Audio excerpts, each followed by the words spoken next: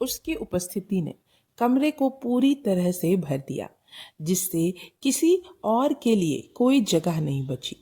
वह पहले से ही एक महान व्यक्तित्व, तराशे हुए चेहरे वाला, वीरता पूर्ण सहजता और गरिमा, सिर को तेजी से घुमाने की क्षमता, शर्मिला जिज्ञासु नजर, तीव्रित हंसी, शरीर की हल्कापन, शब्दों की सुंदरता और उनके इशारे से हम मंत्रमुग्ध हो गए।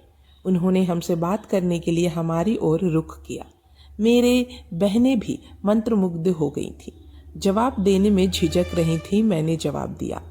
मेरी 2 छोटी बहनें और मैंने इस प्राचीन, शांत और पारंपरिक घर में छोटी छोटी आग जलाई। हमने टेनिस खेला, बालों में गुलाब लगाए, युवा प्रोफेसरों को आमंत्रित किया। हमारे घर पर अधेड़ उम्र के वकील और कनिष्ठ नौकरशाह आए। नाव की सवारी का इंतजाम किया गया। नदी कारों में खजाने की खोज। जहां हम शहर में तेजी से गाड़ी चलाते थे, अंत में हमने घर पर ही रात का खाना खाया। हमने गीत गाए, कहानियां सुनी। हमने एक दूसरे को हाथ तक नहीं पकड़ा। परंपराओं से बंधे इलाहाबाद में उत्साह का माहौल था। कृष्णा अक्सर हमारे साथ शामिल होते थे। इंदिरा नहीं होती थी। मेरे पिता अपने कमरे में चले जाते थे ताकि उनकी उपस्थिति से कोई बाधा न उत्पन्न हो। हमारे भोले भाले उत्सव। मैंने इंदिरा से पूछा था, जब वह मेरी दोस्त बनी, कि वह मुझसे अलग थलग क्यों रहती थी। मैं बहुत शर्मीली थी। मुझे खुद पर भरोसा नहीं था। मुझे लगता था कि मैं कुछ गलत कह दूंगी और लोग हंस देंगे। मुझे आने में हिचकिचाहट हो रही थी। वह एक बेहद मुश्किल दौर था। महात्मा गांधी और ब्रिटिश अधिकारियों के बीच बातचीत चल रही थी। नमक सत्याग्रह की समाप्ति पर यह प्रथा शुरू हुई। नमक विधि अभी तक लागू नहीं हुई थी, निरस्त कर दिया गया, लेकिन एक शांतिपूर्ण अहिंसक विद्रोह की शक्ति ने एक नया युग शुरू कर दिया था।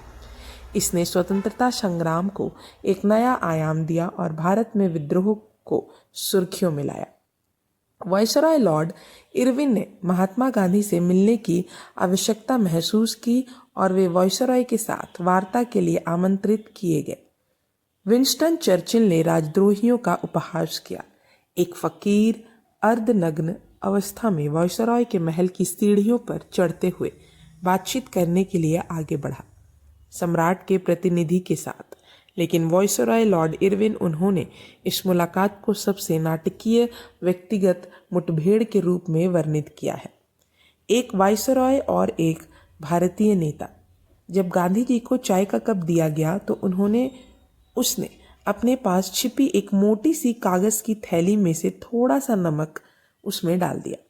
शॉल को देखकर मुस्कुराते हुए कहा, यह हमें प्रसिद्ध बोस्टन टी की याद दिलाता है। महात्मा गांधी से अपनी अगली मुलाकात में 13 वर्षीय इंदिरा ने प्रतिक्रिया व्यक्त की। 1931 के गोल मेज सम्मेलन में भाग लेने के लिए उनके निर्णय का उन्होंने दृढ़तापूर्वक समर्थन किया।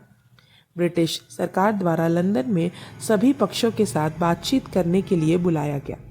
भारत के भविष्य पर उन्होंने महात्मा गांधी से कहा कि अगर उनके दादाजी होते, तो अगर वह जीवित होते, तो वह गांधी को अंग्रेजों के साथ समझौता करने की अनुमति नहीं देते।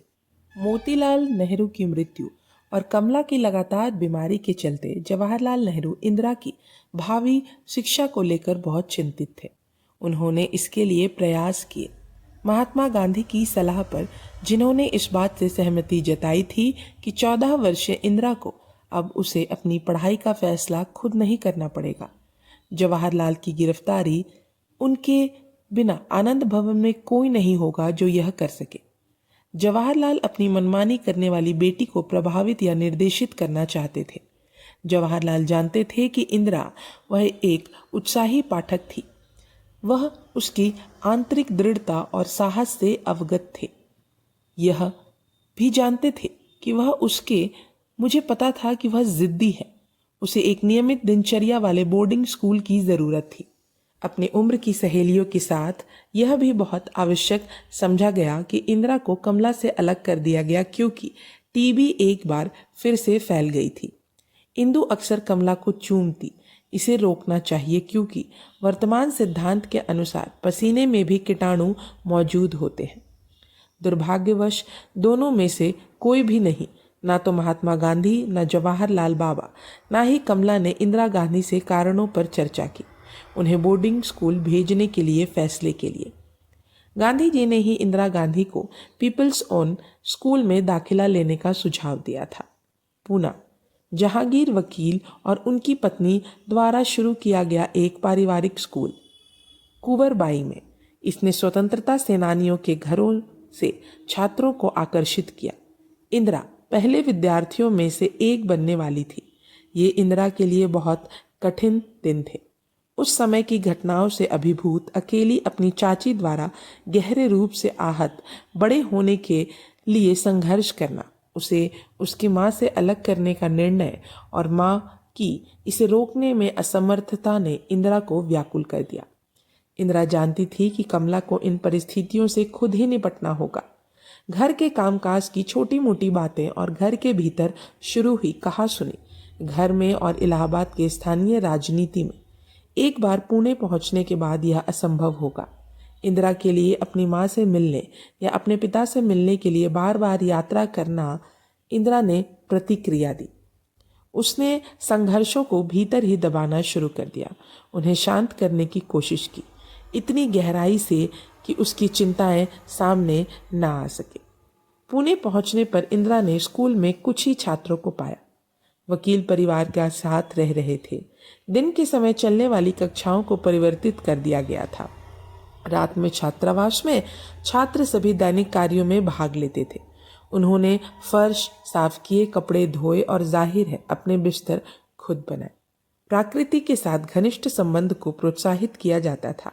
कक्षाएं अक्सर धूप और धूप में आयोजित की जाती थी। घने जंगलों में छायादार और पेड़ों और स्कूली बच्चों के लिए अक्सर भ्रमण का आयोजन भी किया जाता था। पहाड़ियों और कभी कभी ऐतिहासिक स्मारकों वाले आसपास के शहर तक। इंदिरा ने स्वाभिमान ने शोक का कोई भी बाहरी प्रदर्शन अकल्पनीय बना दिया। उसने जब रोने की इच्छा बेकाबू हो जाती थी तो पेड़ों के पीछे छिप जाती थी। उसके पास रोने, अकेले रहने या चुप रहने के लिए अपना कोई कमरा ना होना, इससे उसका अकेलापन और भी बढ़ गया। उसे सामूहिक जीवन की आदत नहीं थी। हालांकि वह एक बड़े संयुक्त परिवार में पली बड़ी थी, उसके पास हमेशा एक कमरा होता था, कुछ शरण और अपना निजी स्थान। वह और भी अंतर्मुखी हो गई। उसके पत्र उसके पिता और माता औपचारिक और आदर्श रचनाएं बन गए जो उसका वर्णन करते थे। स्कूल, उसके द्वारा पढ़ी गई किताबें, भ्रमण आदि। अपनी माँ से बिछड़ने का पहला सदमा जैसे जैसे कम होने लगा, वह उसने अपने चारों ओर देखना शुरू किया।